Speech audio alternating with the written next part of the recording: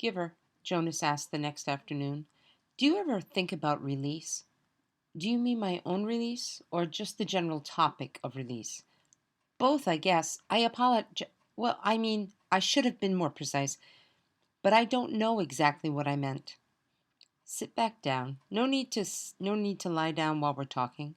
Jonas, who had already been stretched out on the bed when the question came to his mind, sat back up. I guess I do think about it occasionally, the giver said. I think about my own release when I'm in an awful lot of pain. I wish I could put it in a request for it sometimes, but I'm not permitted to do that until the new receiver is trained. Me, Jonas said in a dejected voice. He was not looking forward to the end of the training, when he would become the new receiver. It was clear to him what a terribly difficult and lonely life it was, despite the honor. I can't request release either, Jonas pointed out. It was in my rules. The giver laughed harshly. I know that. They hammered out those rules after the failure 10 years ago. Jonas had heard again and again now reference to the previous failure, but he still did not know what had happened 10 years before. Giver, he said, tell me what happened, please. The giver shrugged. On the surface, it was quite simple. A receiver to be was selected, the way you were. The selection went smoothly enough. The ceremony was held, and the selection was made. The crowd cheered as they did for you. The new receiver was puzzled and a little frightened, as you were. My parents told me it was a female. The giver nodded. Jonas thought of his favorite female, Fiona, and shivered. He wouldn't want his gentle friend to suffer the way he had, taking on the memories. What was she like? He asked the giver. The giver looked sad, thinking about it. She was a remarkable young woman, very self-possessed and serene, intelligent, eager to learn. He shook his head and drew a deep breath. You know, Jonas, when she came to see me in this room, when she presented herself to begin her training, Jonas interrupted with a question. Can you tell me her name? My parents said that it wasn't to be spoken again in the community, but couldn't you just say it to me? The giver hesitated painfully, as if saying the name aloud might be excruciating. Her name was Rosemary, he told Jonas finally. Rosemary, I like that name. The giver went on. When she first came to me, the first time, she sat there in the chair where you sat on your first day. She was eager and excited and a little scared.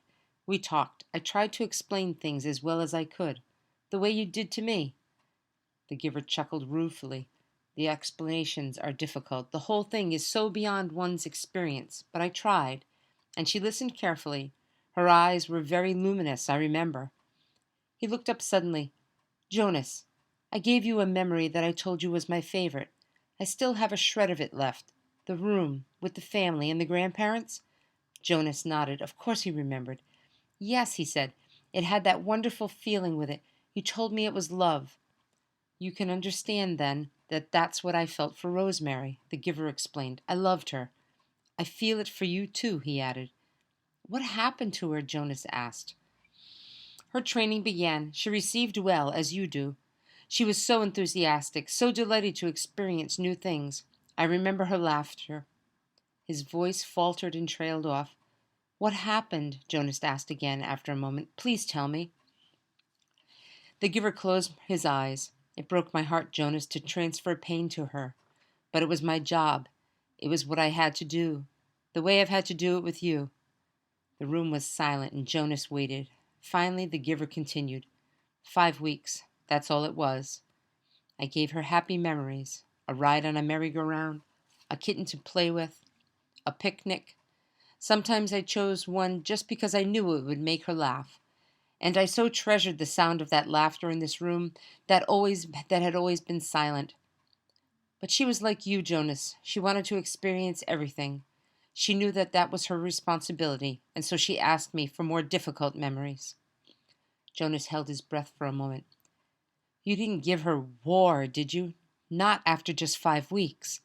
The giver shook his head and sighed. No, and I didn't give her physical pain, but I gave her loneliness, and I gave her loss, and I transferred a memory of a child taken from its parents. That was the first one. She appeared stunned at its end. Jonas swallowed. Rosemary and her laughter, had begun to seem real to him, and he pictured her looking up from the bed of memories, shocked. The giver continued. I backed off, gave her more little delights, but everything changed once she knew about pain. I could see it in her eyes. She wasn't brave enough? Jonas suggested. The giver didn't respond to the question. She insisted that I continue, that I not spare her. She said it was her duty, and I knew, of course, that she was correct. But I couldn't bring myself to inflict physical pain on her. But I gave her anguish of many kinds, poverty and hunger and terror. I had to, Jonas. It was my job, and she had been chosen. The giver looked at him imploringly. Jonas stroked his hand. Finally, one afternoon, we finished for the day. It had been a hard session. I tried to finish, as I do with you, by transferring something happy and cheerful. But the times of laughter were gone by then. She stood up very silently, frowning, as if she were making a decision. Then she came over to me, put her arms around me. She kissed my cheek. As Jonas watched, the giver stroked his own cheek, recalling the touch of Rosemary's lips 10 years before. She left here that day, left this room, and did not go back to her dwelling. I was notified by the speaker that she had gone directly to the chief elder and asked to be released. But it's against the rules. The receiver in training can't apply for release. It's in your rules, Jonas, but it wasn't in hers. She asked for release and they had to give it to her. I never saw her again. So that was the failure, Jonas thought. It was obvious that it had saddened the giver very deeply, but it didn't seem such a terrible thing after all. And he, Jonas, would never have done it, never have requested release, no matter how difficult his training became. The giver needed a successor, and he had been chosen. A thought occurred to Jonas. Rosemary had been released very early in her training. What if something happened to him, Jonas? He had a whole year's worth of memories now. Giver, he asked, I can't request release, I know that. But what if something happened, an accident? What if I fell in the river like the little four Caleb did? Well, that doesn't make sense because I'm a good swimmer. But what if I couldn't swim and fell in the river and was lost? Then there wouldn't be a new receiver, but you would have already given away an awful lot of important memories. So even though they would select a new receiver, the memories would be gone except for the shreds that you had left of them. And then what if... He started to laugh suddenly. I sound like my sister Lily, he said, amused by himself. The giver looked at him gravely. You just stay away from the river, my friend, he said. The community lost Rosemary after 5 weeks, and it was a disaster for them. I don't know what the community would do if they lost you. Why was it a disaster? I think I mentioned it to you once, the giver reminded him. Then when she was gone, the memories came back to the people. If you were to be lost in the river, Jonas, your memories would not be lost with you. Memories are forever. Rosemary had only those 5 weeks' worth, and most of them were good ones. But there were those few terrible memories, the ones that had overwhelmed her. For a while they overwhelmed the community, all those feelings. They'd never experienced that before.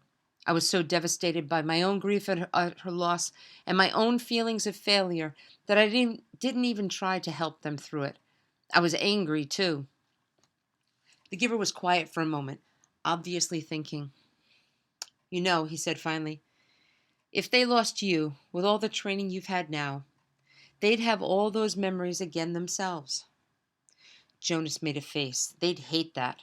They certainly would. They wouldn't know how to deal with it at all. The only way I deal with it is by having you here to help me, Jonas pointed out with a sigh. The giver nodded. I suppose, he said slowly, that I could... You could what? The giver was still deep in thought. After a moment he said, if you floated off from the river, I suppose I could help the whole community the way I've helped you. It's an interesting concept. I need to think about it some more. Maybe we'll talk about it again sometime, but not now. I'm glad you're a good swimmer, Jonas, but stay away from the river. He laughed a little, but the laughter was not light-hearted. His thoughts seemed to be elsewhere, and his eyes were very troubled.